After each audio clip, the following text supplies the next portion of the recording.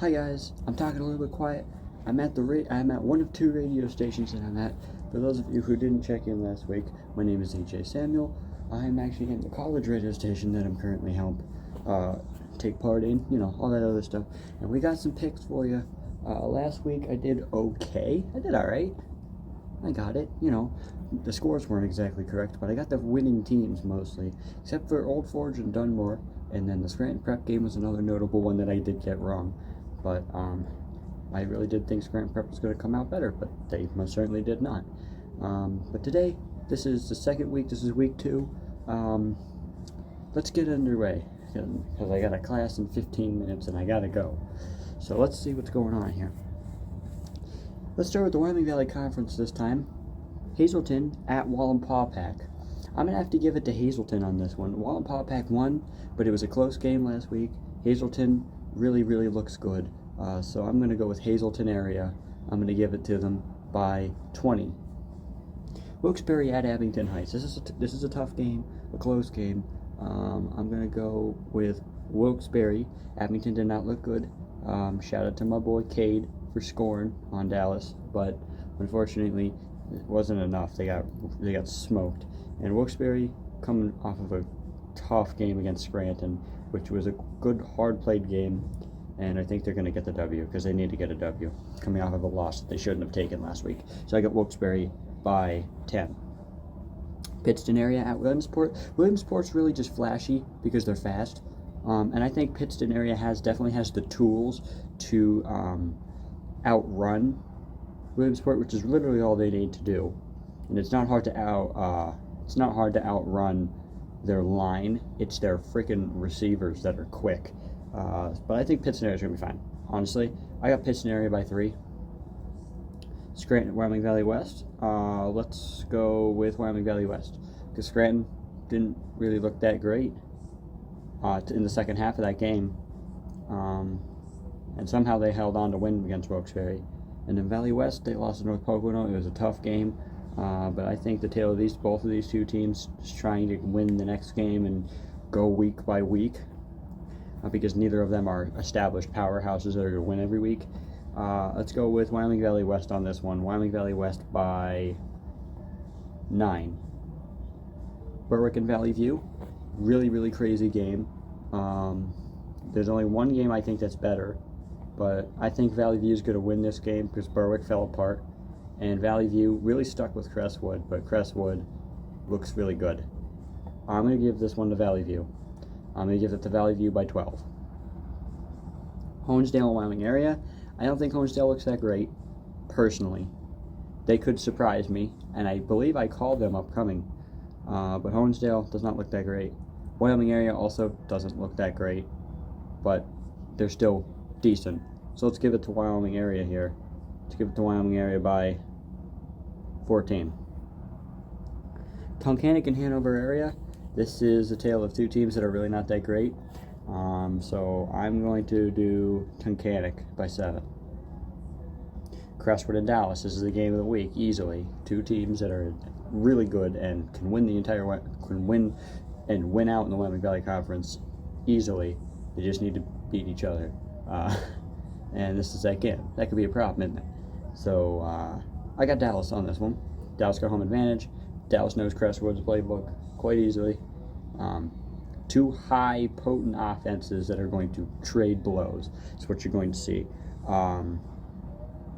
I'm going to go with Dallas. I'm going to go Dallas by 7. It's going to be a really close game.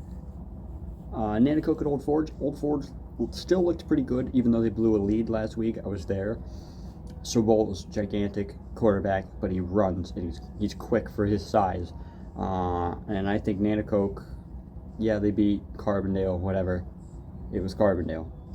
Now you got to beat Old Forge, and that's not looking like it's going to happen. So I'm going to go with Old Forge by 28. Lackawanna Trail and Lake Lehman. Trail by a lot. Let's go with Lackawanna Trail by. Let's go with Lackawanna Trail by 50. No, that's too ambitious. By 40 points. Lackawanna Trail by 40. Holy Cross and Redeemer, that's a Saturday. Don't go to Wilkes-Barre on Saturday. There is so much going on. There's a rally at the arena. There's this game.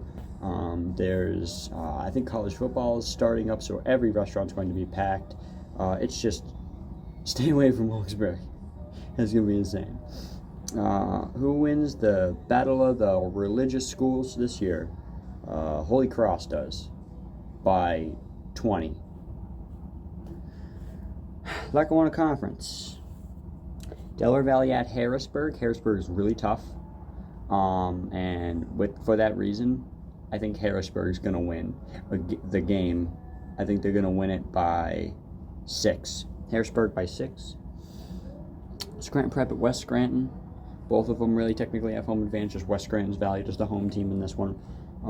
West Scranton beat Riverside, but I don't really think they're that great. So I'm going to go with Scranton Prep by 10. North Pocono and Western Wayne. North Pocono's got the home advantage. I'm just going to take them because they have home advantage. They played a really tough game against Valley West. They were able to stop the run for at least a little bit.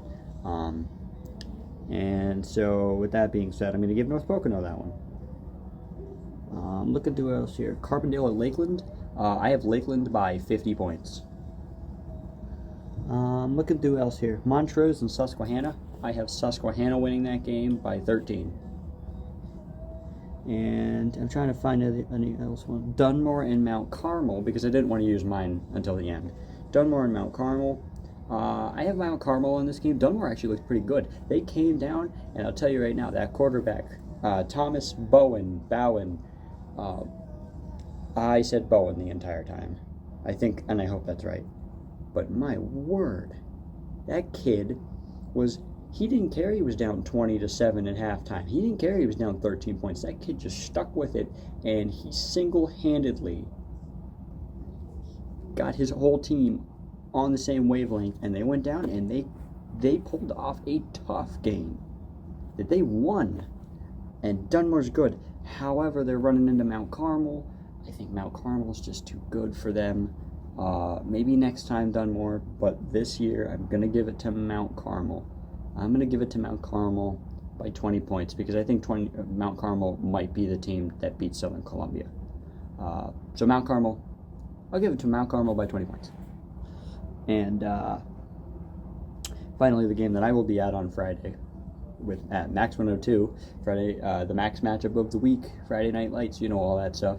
I will be at Mid-Valley. Riverside takes on Mid-Valley.